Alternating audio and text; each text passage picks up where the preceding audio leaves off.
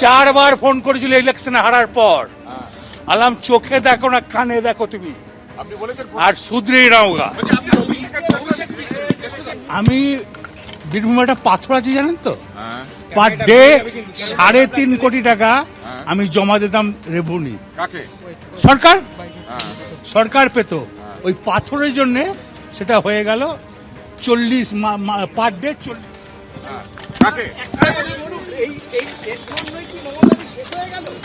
ওর জন্যই শেষ হলো।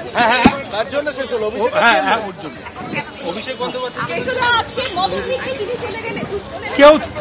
কেউ থাকবে না, কেউ। এর ভেতরে বৈঠক চলছে এবং বৈঠকে তৃণমূল কংগ্রেসের প্রতীকে জিতে আসা যারা বিধায়ক তারা রয়েছেন, ঋতব্রত বন্দ্যোপাধ্যায় রয়েছেন, এবং আজকের এই বৈঠকে দুজন মূল আকর্ষণ। একজন হচ্ছেন অবশ্যই অনুব্রত মণ্ডল, আর দ্বিতীয় আকর্ষণের কেন্দ্রবিন্দুতে মদন মিত্র।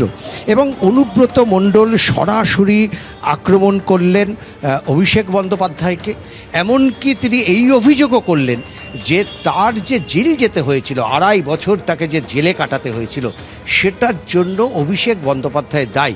কেন দায়ী, কী জন্য দায়ী, অভিষেক বন্দ্যোপাধ্যায়ের কথাতে সিবিআই তাকে জেলে পাঠিয়েছে কিনা, এর অবশ্য তিনি কোনো ব্যাখ্যা দেননি। এবং একই সঙ্গে তার ক্ষোভ, তার আক্ষেপ যে মমতা বন্দ্যোপাধ্যায়ের সঙ্গে শেষ পর্যন্ত আর কেউ থাকবে না, সবাই মমতা বন্দ্যোপাধ্যায়কে ছেড়ে চলে আসবে। তাকে 4বার মমতা বন্দ্যোপাধ্যায় ফোন করেছিলেন বলে তার দাবি, এবং তিনি মমতা বন্দ্যোপাধ্যায়কে বলেছেন যে আপনি কান দিয়ে দেখেন না, কান দিয়ে শোনেন না, চোখ দিয়ে দেখেন না, এই অভিযোগ করছেন। দেখো, আমরা আজকে যেটা দেখতে পাচ্ছি যে বা সাম্প্রতিককালে যেটা দেখতে পাচ্ছি যে যারাই দল বদল করছেন বা শিবির বদল করছেন, তারা কিন্তু একেবারে মমতা বন্দ্যোপাধ্যায়ের শিবিরের বিরুদ্ধে একেবারে চোখা চোখা আক্রমণের শব্দ সঙ্গে নিয়ে আসছেন।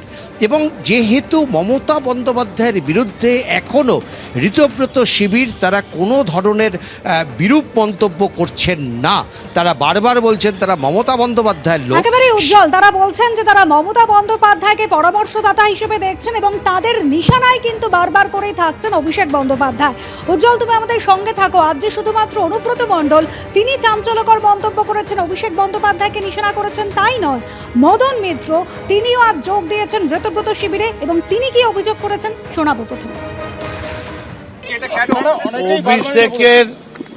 অভিষেকের জন্যে অনেকেরই জেল যাত্রা হয়েছে এবং আরো অনেকের জেল যাত্রা হবে, সেটা অভিষেকের লিস্ট তো আমি বলতে পারবো না।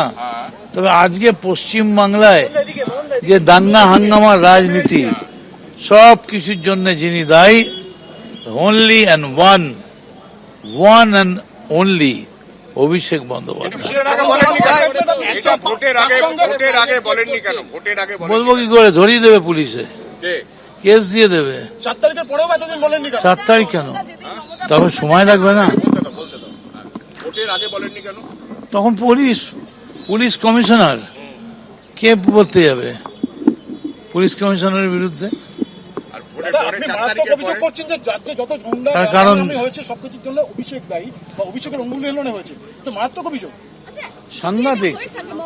সাংঘাতিক। মুখ্যমন্ত্রী স্নেহ জাতীয় শর্করা পদার্থর গুরুত্ব বেশি দিয়েছে। মানে মমতা বন্দ্যোপাধ্যায়ের থেকে অভিষেক বন্দ্যোপাধ্যায় বেশি পাওয়ারফুল হয়ে গেছে, অনেক প্রশ্নই আসে না। আপনারা শুনলেন কামারহাটির বিধায়ক মদন মিত্র আজ গোলপার্কে 21শে জুলাই ঋতব্রত শিবিরের যে প্রস্তুতি বৈঠক, সেই বৈঠকে যোগ দেওয়ার আগে কি বলেছেন। তবে আমাদের দুই প্রতিনিধি আমাদের সঙ্গে রয়েছেন, কৃষ্ণেন্দু অধিকারী এবং উজ্জ্বল মুখোপাধ্যায়। এবার আমি কৃষ্ণেন্দুর কাছে যাব। কৃষ্ণেন্দু, একেবারে মমতা বন্দ্যোপাধ্যায়ের একসময় ছায়া সঙ্গী যারা ছিলেন, অন্যতম আস্থাভাজন যারা ছিলেন, তারা ধীরে ধীরে শিবির বদল করছেন এবং প্রত্যেকেই কিন্তু নিশানা করছেন অভিষেক বন্দ্যোপাধ্যায়কে। যেখানে অনুব্রত মণ্ডল বলছেন যে অভিষেক বন্দ্যোপাধ্যায়ের জন্য জেলে গেছি, অন্যদিকে মদন মিত্র একেবারে হিটলারের সঙ্গে তুলনা করেছেন। একদমই তাই। এবং সাম্প্রতিক অতীতে যদি দেখো যে যারা শিবির বদল করেছেন তাদের ম্যাক্সিমাম অভিযোগের তীরই হচ্ছে অভিষেক বন্দ্যোপাধ্যায়ের দিকে, কিন্তু সব কিছুকে ছাপিয়ে গেছেন আজকে অনুব্রত মণ্ডল এবং মদন মিত্র। অনুব্রত মণ্ডল আজকে, এখন আমরা যেখানে দাঁড়িয়ে আছি সেখানে বৈঠক চলছে ভেতরে, এবং সেই বৈঠকে বক্তৃতা দিচ্ছেন, এবং অনুব্রত মণ্ডল বলছেন যে তার জেল যাত্রার পিছনে একমাত্র কারণ হচ্ছে অভিষেক বন্দ্যোপাধ্যায়। এবং মমতা বন্দ্যোপাধ্যায় ফোন করার পরেও মমতা বন্দ্যোপাধ্যায়কে তিনি বলেছেন যে তিনি কান দিয়ে দেখেন এবং চোখ দিয়ে শোনেন, অর্থাৎ মমতা বন্দ্যোপাধ্যায়ের প্রতিও তার ক্ষোভ স্পষ্ট। আরও এক ধাপে গিয়ে মদন মিত্র আজকে যেটা বললেন সেটাও মারাত্মক। মদন মিত্র গতকাল পর্যন্ত মমতা বন্দ্যোপাধ্যায় বা কালীঘাট তৃণমূলের একনিষ্ঠ কর্মী ছিলেন। কালীঘাটে তার প্রতিদিন বিকেল 4টের পর যাতায়াত ছিল এবং বারবার তিনি রিয়াকশনও দিতেন। সেই মদন মিত্র আজকে বাড়ি থেকে বেরিয়ে হঠাৎ ঋতব্রত বন্দ্যোপাধ্যায়ের ঘরে চলে যান এবং সেখান থেকে সরাসরি তাদের হাত ধরাধরি করে সমস্ত পদ থেকে পদত্যাগ মমতা বন্দ্যোপাধ্যায়কে পাঠিয়ে দেন।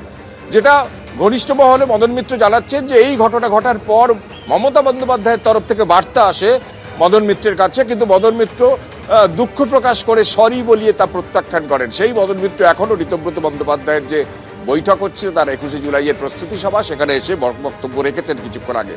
এবং ঋতব্রত বন্দ্যোপাধ্যায়ের এই বৈঠকে ঢোকার আগে অনুব্রত মণ্ডল যে অভিযোগ করছেন অভিষেক বন্দ্যোপাধ্যায়ের বিরুদ্ধে, মারাত্মক অভিযোগ যে তার যে তিহার জেল যাত্রা তার পিছনে অভিষেক বন্দ্যোপাধ্যায় দায়ী, তার জন্যই তিনি জেলে গেছেন। মদন মিত্র তিনিও জেল গিয়েছিলেন, কিন্তু তার জেলের সময় অভিষেক বন্দ্যোপাধ্যায় বয়সে অল্প ছিলেন, ছোট ছিলেন বলে তিনি এটাও অ্যাড করছেন যে অনেকের জেল যাত্রার কারণ হচ্ছে অভিষেক বন্দ্যোপাধ্যায়। অনেকে জেলে গেছেন, অনেকে জেলে যাবেন। স্বাভাবিকভাবে প্রশ্ন ওঠে যে মানুষটা মমতা বন্দ্যোপাধ্যায়ের প্রথম দিনের সঙ্গী, ফিরাদ হাকিম, অরূপ বিশ্বাসের মতো মদন মিত্র, এই 21শে জুলাই সামনের সপ্তাহে আসছে, সেই 21শে জুলাইয়ের দিনের সঙ্গী ছিলেন মদন মিত্র।